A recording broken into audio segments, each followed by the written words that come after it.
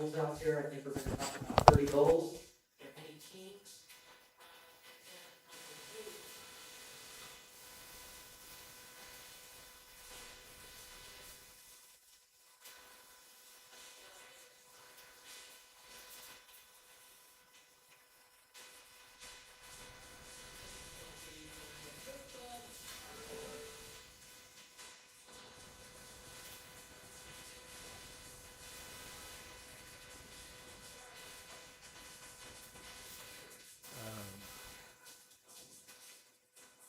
Well, we are up and going here for the just getting started with the Good News Lunch for the third quarter.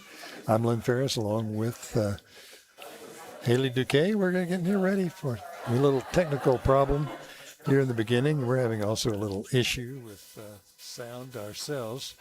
So we'll see how things keep going and turn out, see the best we can do here as we get looking at the sound going on here today. And the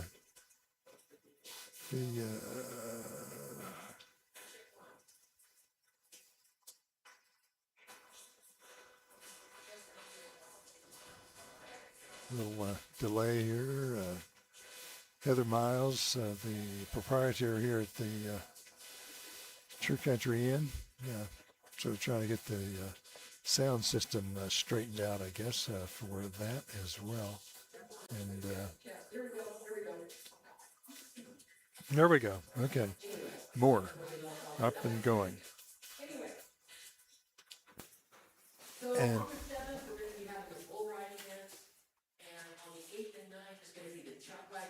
Really excited about this, folks.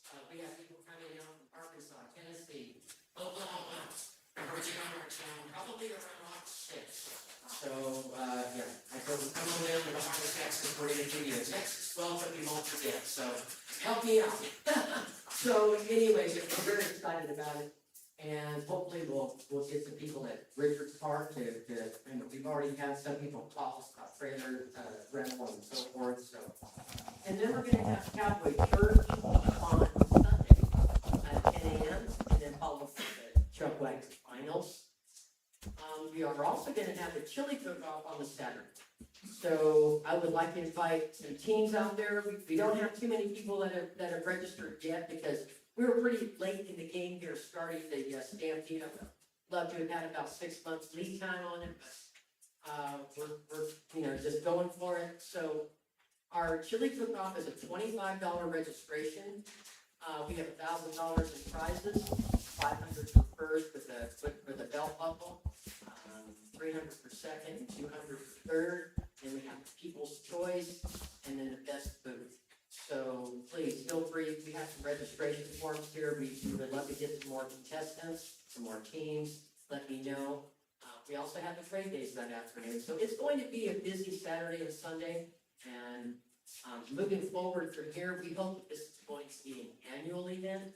And I welcome any input from any you folks out there that have any ideas of different events that we can have in this rodeo stampede that we're having, a Western heritage. These are all things that we would like to do. We want to grow this. Next year, we already have plans to do the Indian relay and possibly some mule races. So just, but this was kind of short lead time, but we're off to a pretty good start. So that's about it right now. We're working out there all the time. Any of you folks that would like to come out there and see what we've done, we welcome that. So that's about it. Do we have any questions about anything? Great job. Well, thank you very much. The admission is $20 a person. Kids are free. And we are going to have chuck wagon rides there, like they did kind of on the monster truck, like in the beginning for the kids to get the ride. We're going to do the same thing with the chuck wagon, just a little ride in front of the grandstand. We have boxes for sale. We've already sold a few boxes, and tickets are $20, and that includes the 8th and the 9th. Okay, so that's for 2 weeks. The bull riding is $20 on its own, and I kind of contract that out. so much to do. I can't do it all. So, but it's going to be very well attended, I believe, and we're looking forward to it in many events after this. So, thank you very much.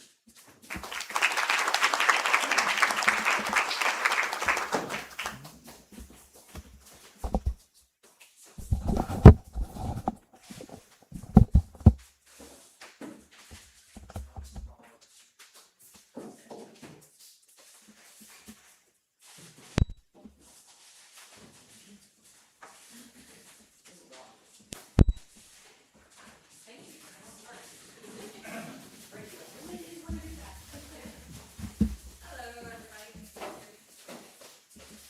My name is Lauren Bedwell. I'm here representing Brady Bulldog. Definitely didn't put together 5 minutes for you, so I'm going to keep it brief. A lot of our communication right now has been social media. We gave a brief update regarding things that are happening, what we're doing. So I want to take the time today and just kind of reiterate some of that and share that we are doing something. I have Jess, Inger, McKenna Barons, and Hank Barons also here in their capacities, but they're part of Brady Revive too. So when we get done, if y'all have questions, you can reach out to any of us. But part of the brief updates, I don't know if y'all noticed over the 4th of July, we have our honorary benches have finally just laced out in and around the square, on the outskirts, and around the courthouse. It was really great news to hear from the state of Texas. They did not care that we put the benches around the courthouse, so we got on that immediately. The only thing pending is the honorary plaques that go on them, so we just got a few more to put out. And then that project is hopefully gonna come to a wrap until we get more. But in addition to the benches that got put out, we generously were granted an EDC grant, thanks to Daniel and the Chamber and EDC, for some decorative plant carpenters, the metal sculpture plants. So I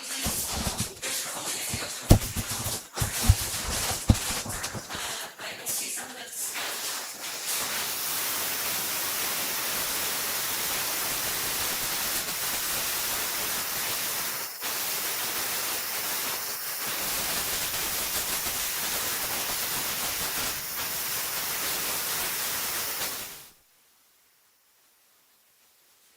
Our community and those who pass through our community, and so that is just a long-term goal that's going to continue being built upon year after year. The other project that we were really hoping to get done this year, but of course, we are working with the county commissioners, the state of Texas, our gazebo. You know, we were kind of hoping maybe it would just fall down. Windstorm and it would just get knocked down. It's still leaning on. It's hanging in there. But we had excellent news from the state of Texas, the Historical Commission. After doing some research with the newspaper, and thanks to Charles Hodges and the newspaper for letting me get up there and spend a few hours, it was deemed by the state of Texas that it really didn't have historical value. So that allowed us a little bit more, or a faster movement to go ahead with the reconstruction. We're just finalizing our application and that review with the state of Texas. So we are excited that's moving forward. It's just a slow process. One of the other final ones from last year's goals was TxDOT and our bridge railings. And as y'all can see, TxDOT, they don't move very fast. So it was actually told to us that TxDOT is looking at redoing our bridges in 2027. And we've kind of been in back and forth communication whether or not to paint those bridge railings would be ideal right now, wait for that construction. Would that construction even happen in 2027? So we're kind of trying to get a little bit more information before we pull the trigger on the bridge railings. Then lastly, our event. Our event this year is coming up October 24th. We would ask everyone, go ahead and put it on your calendar. It is going to be in Richards Park at the old show barn. Once again, beautiful atmosphere. It was gorgeous last year. I mean, those who attended, I hope you had a great time. There's good food. good community. It really was a fun time. So if you didn't get a chance to make it, we encourage you to come out this year. I get to announce right now that we are getting catered by Rockin' J. So it'll be an excellent meal. And then our entertainment for the year is The Last Plainsman, featuring our old hometown boy, Brendan Weather. So he is coming back to play for us and Brady Revive, and it'll be another fun, raise some money, look towards next year's projects. We get to announce that at next year's event, or this year's event, we'll talk about next year's projects. So we couldn't do any of this without the support of the community, those who have donated. The city of Brady, thank you for helping us with the trash cans. Anytime we ever needed help on something or response on something, y'all have been there to support us. The county commissioners have been wonderful too, and of course our community for sticking with us, believing in us, and continue to be patient with us as we grow. So thank y'all very much.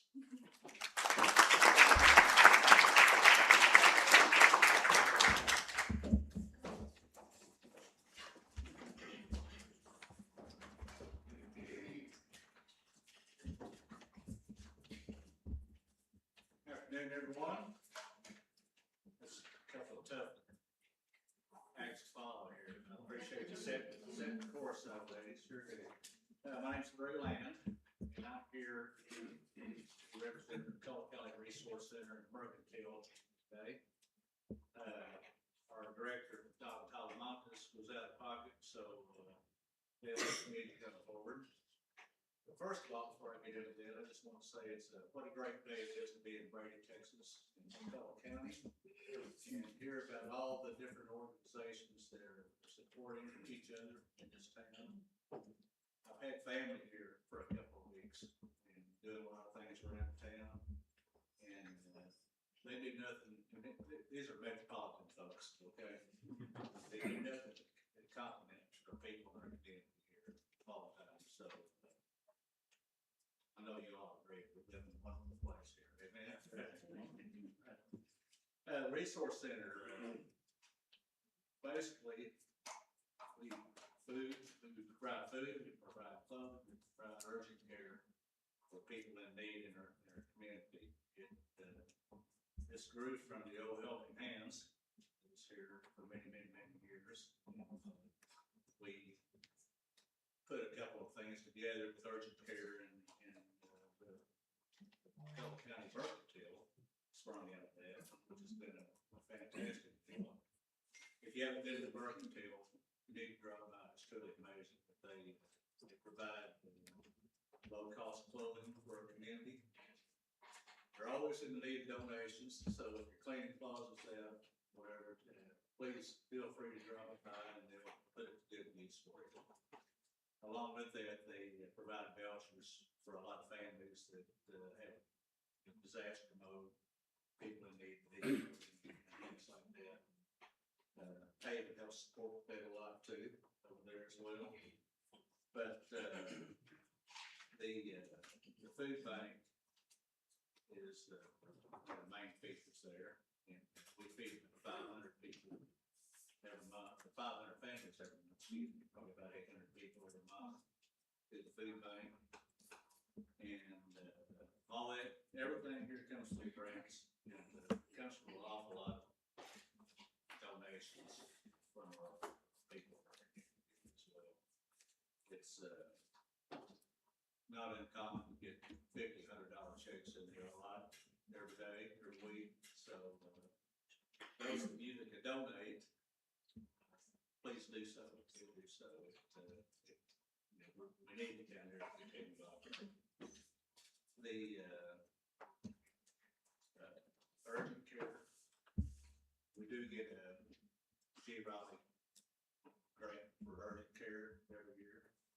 And this provides people with utility help, rent help, health help.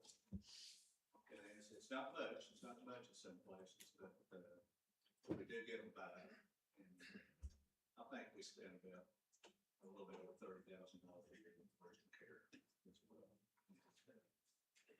Along with that, guess the comment you get a lot of times was that the same people coming back over and over again. Yes, in some cases, but we also have systems in place that we can only do that so many times, to get by from whatever kind of needs they're in. We have some ties with Salvation Army. We also, I can't remember the other community group, but we have a facility, we actually run down there, and other community groups come in and we provide them office space to support the city. So, any questions for anybody out there? Okay, very good. Well, thank you for having me. Appreciate it.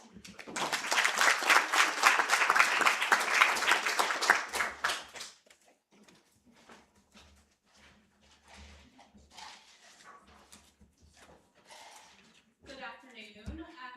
For those who don't know me, my name is Michaela Hagan, and I am the Community Engagement Coordinator for the Haven.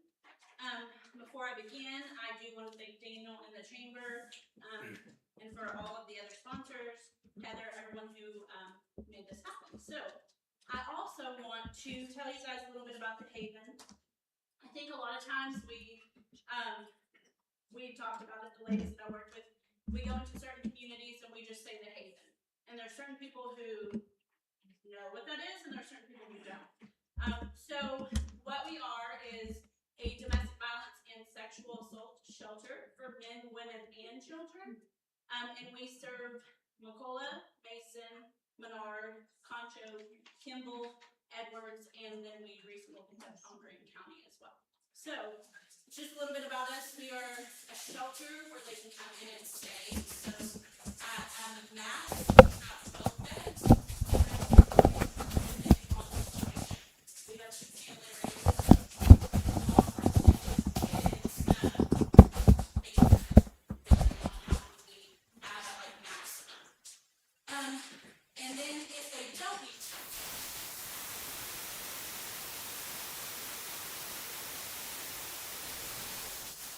whether that's like schooling for school age kids, all the way to, domestic violence or sexual assault situations in adults. So, okay, so also I want to thank you guys. The last year, the Haven has gone through quite a transformation, and without all of you in our community, we wouldn't be where we are. So, thank you all for whether it's volunteering, just showing up to our events, donating, anything like that. We really appreciate everyone in our community. So the last few months have been really busy for the Haven, and starting back in June, we would like to thank again the Memorial Drive United Methodist Church out of Houston that came. There were several different groups spread out throughout the community. They spent almost a week at the shelter, and they were renovating our backyard for us. So we at one time got some funds from G. Raleigh White, and we greatly appreciate that. That went to our new playground equipment in the backyard. So I've been at the Haven for 7 years. Holly, who's not here today, but she's been there the longest out of the group that we have right now, and that's almost 10 years. And we have had the same playground equipment the whole time. So we were able to update that due to the funds from G. Raleigh, and also the church that came in to help us. So we greatly appreciate that because, you really have to think about kids who have to come and stay at the shelter, and a lot of the times their situations, especially during the summer, for safety reasons, they can't leave a lot. They can't come and go from the shelter. They're allowed to, but, a lot of the times they're there for such a reason that they need to stay. So in order for them to have, normal kid things, we have to update our backyard. And so this playground for them it just really helps kids be able to be kids while they're in such a situation as they are in. So we are grateful for that.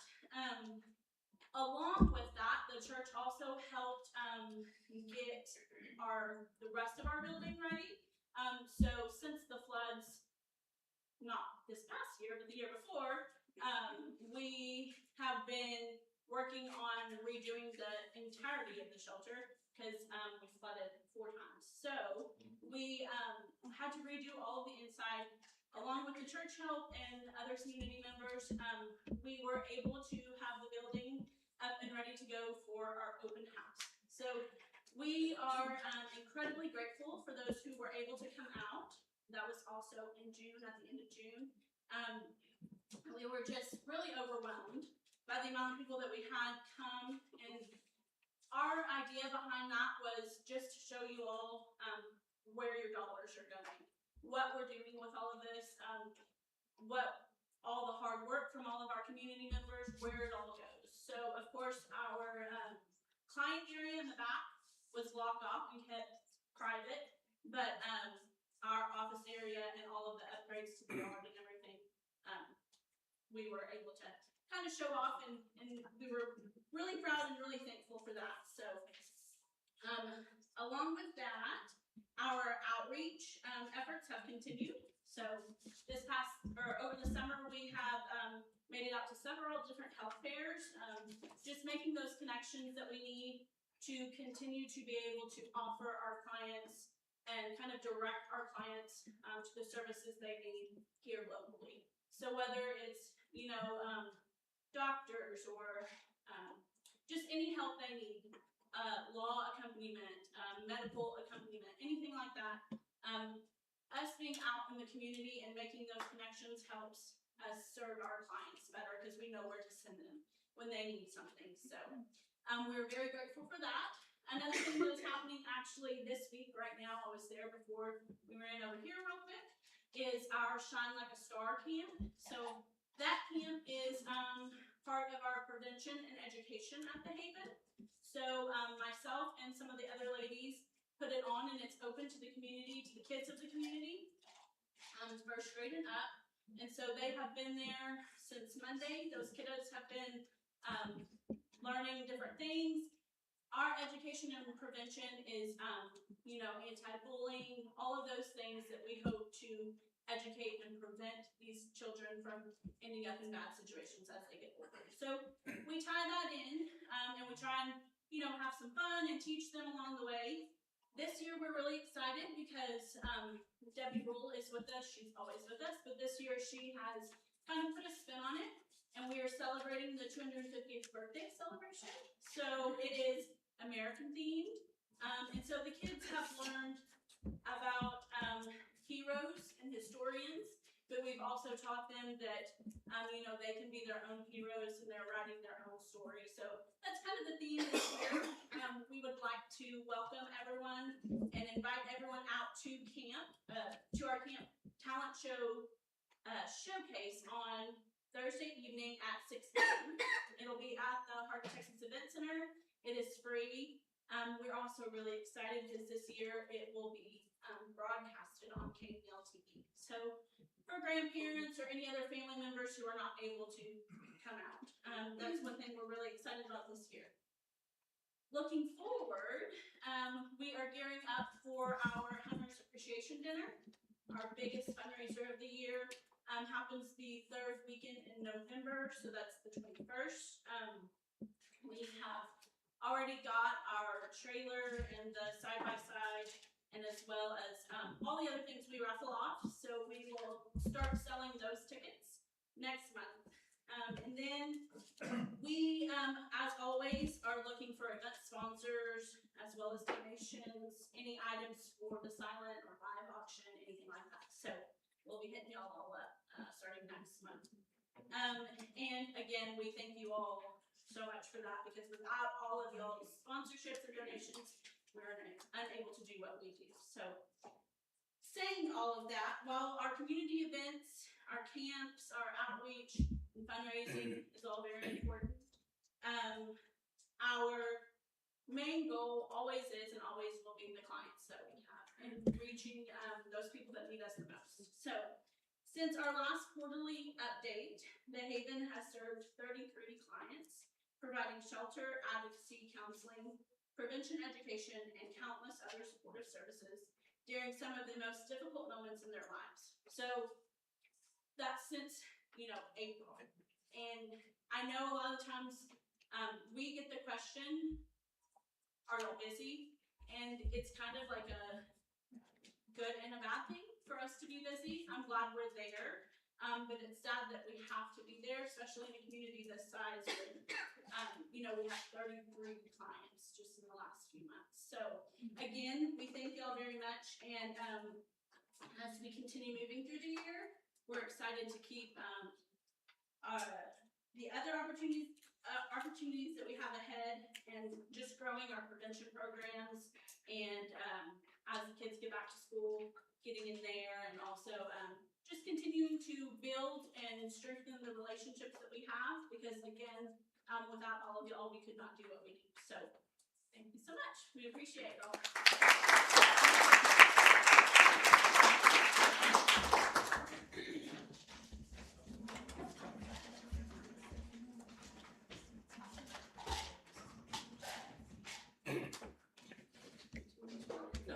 All right, so I will speak loud.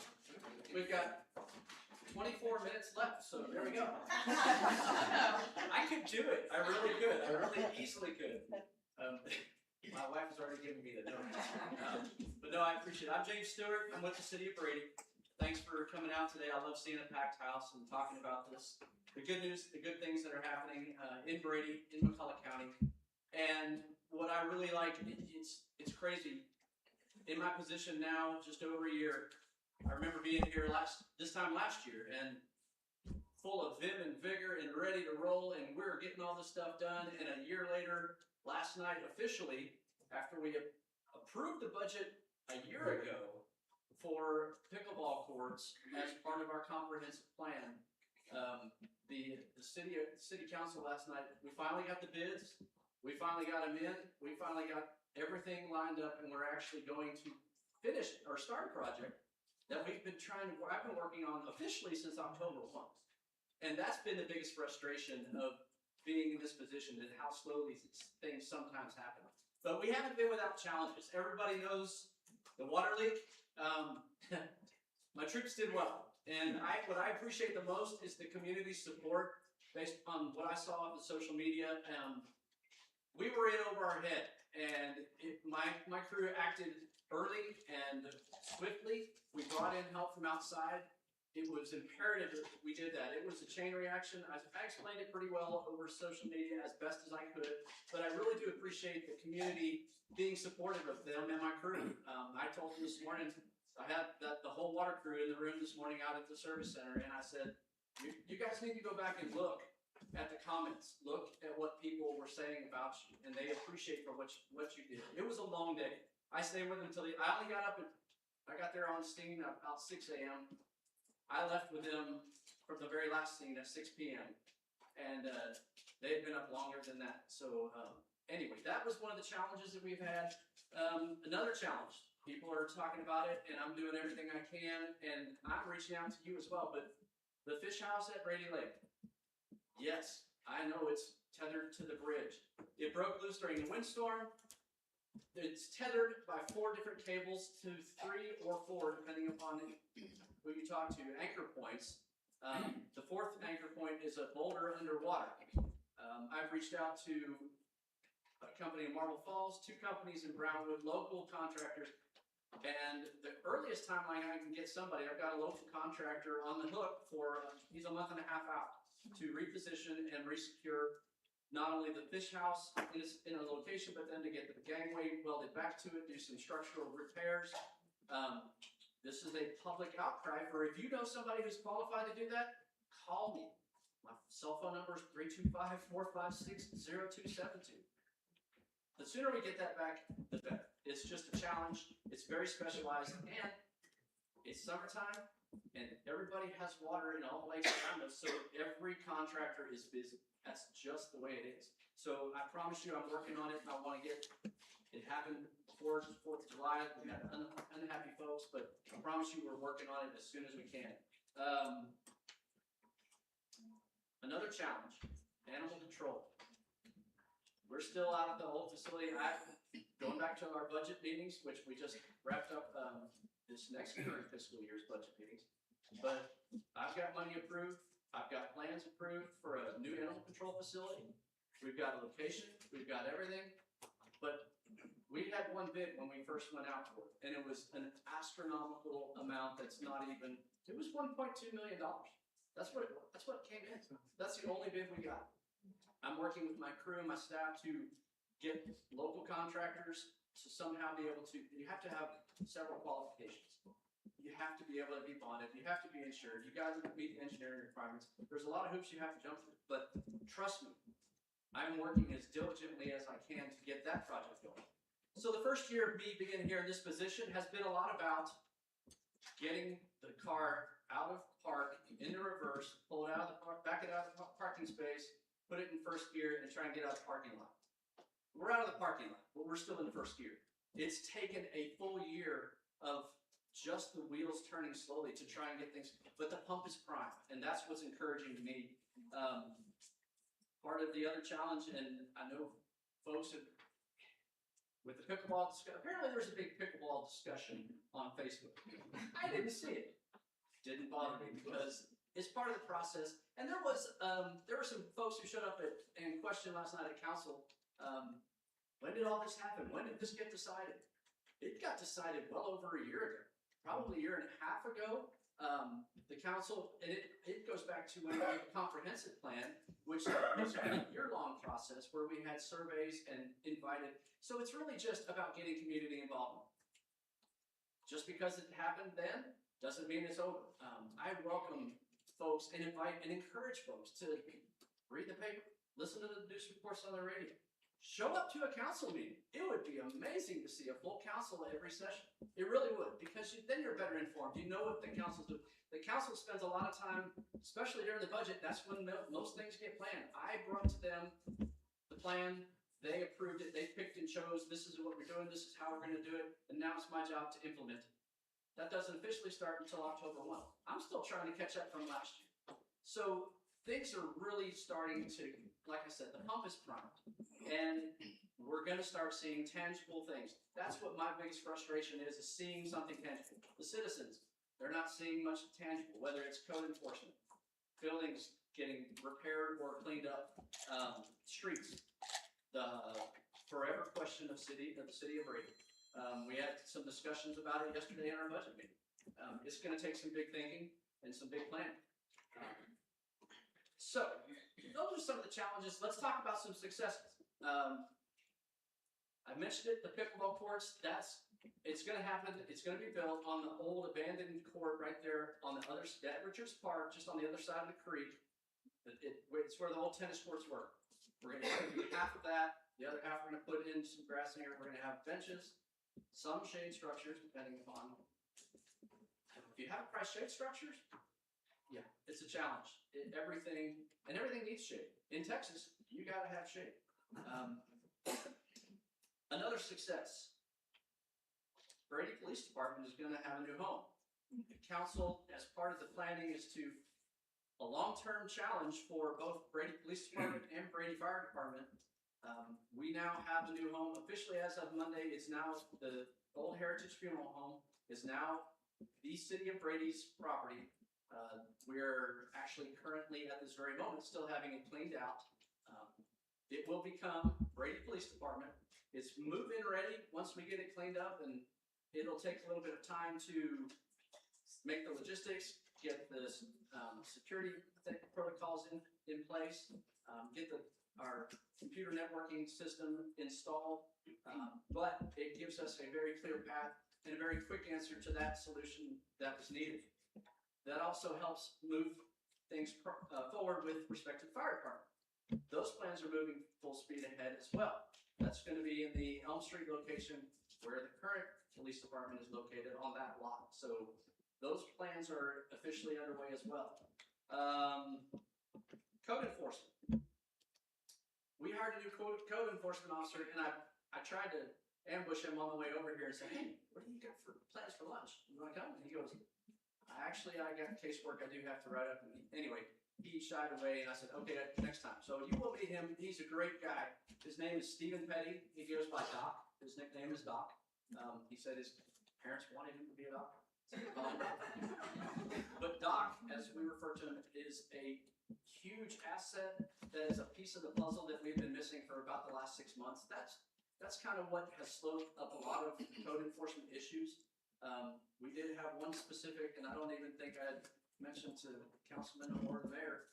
We had one very serious code enforcement violation of it involved the city, the county, everything, with squatters and just no utilities, completely dilapidated property.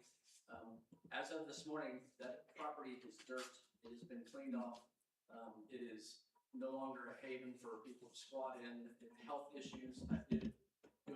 It was beyond description. I promise you. But we are getting the ball rolling with code enforcement. We are developing a code enforcement crew.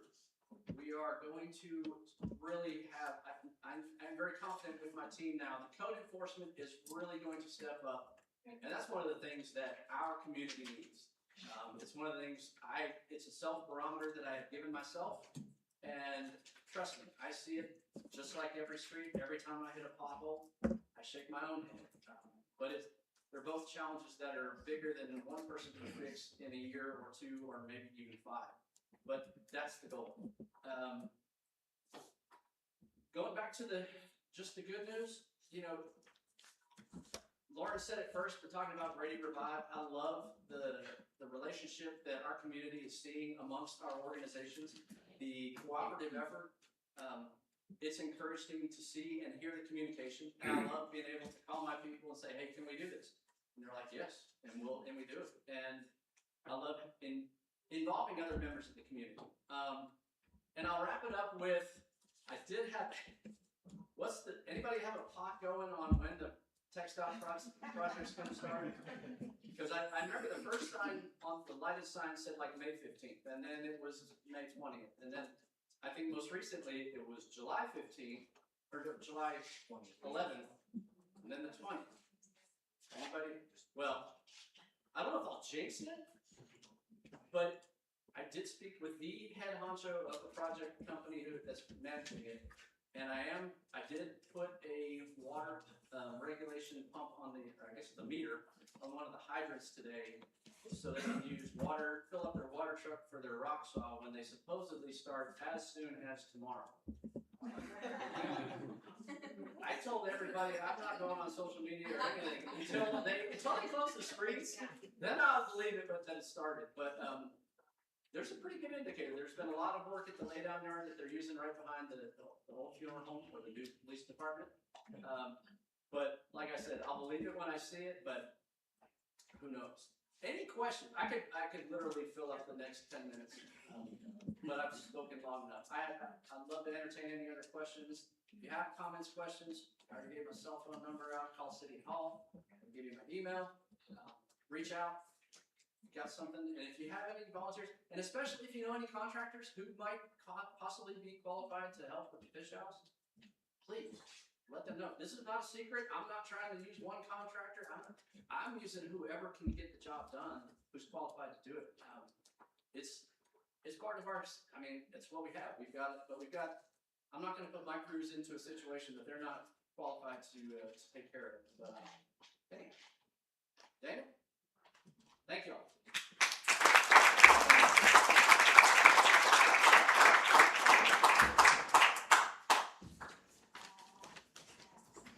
Lots of good things, lots of resources and things that this community provides that's important for all of us to know, right? Because we get a lot of people that come through, and people like the Haven, the Resource Center, the city, even Brady Revive. We can't help those individuals if we don't know. So it's very important for all of us to be informed with all this information. So thank you to all our speakers. Thank every single one of y'all for coming out. A couple of things that we got coming up is we got the Go Cook Off, 52 years of the World Championship Barbecue Go Cook Off.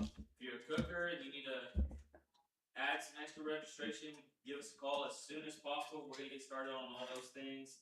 That'll be September 4th and 5th. Good News Luncheon, our next and final Good News Luncheon for this year will be October 14th. And then we'll be having Halloween in the Heart on that Wednesday, October 28th. We had really good feedback last year to provide a space for families to bring their kids out during the weekday, and for the community members, and then as well as them being able to go out in the community, which my personal favorite is, seeing the kids walk around the streets. And so I grew up doing that, and I love seeing it here.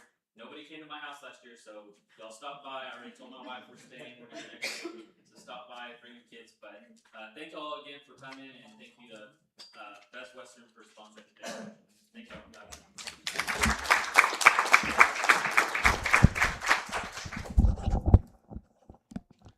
And that is going to wrap up our Good News Lunch here on KNEL, coverage on KNEL TV. I'm Lynn Ferris. It's been great. The speakers today included Heather Miles talking about things going on at G. Raleigh White, and also thing going on the Chuck Wagon competition coming in August. The Brady Revive, Lauren Bedwell talking about the things that are going on with them, the progress they've made over the last year. Larry Land from the McCullough County Resource Center and Helping Hands organization, run down on that. Michaela Hagan from the Haven, reporting on some of the good news that they have, things that they've been able to do, having redone a lot of it. Repair work after the flooding last year, and the open house that they had recently, and then wrapping up with Brady City Manager James Stewart with a fairly lengthy rundown of some of the challenges they've been facing for the city over the last year, and also some of the things that they're now ready to move ahead on. And among those, the good news that the city has closed on the purchase of the Heritage Funeral Home, previous Heritage Funeral Home, and it's now part of the city and getting ready to relocate the Brady Police Department to that location. Well, the next Good News Lunch will be on October 14th, and we'll look forward to being here with you and bring it to you live here on KNEL TV. Coming up tomorrow here on KNEL TV will be the final talent show to wrap up the Shine Like a Star festivities, where they put on by the Haven and Debbie Rule. And so we're looking forward to that. That's at 6 o'clock tomorrow. We'll have it live on KNEL TV as well. For all of us at KNEL TV, have a great day. Take care.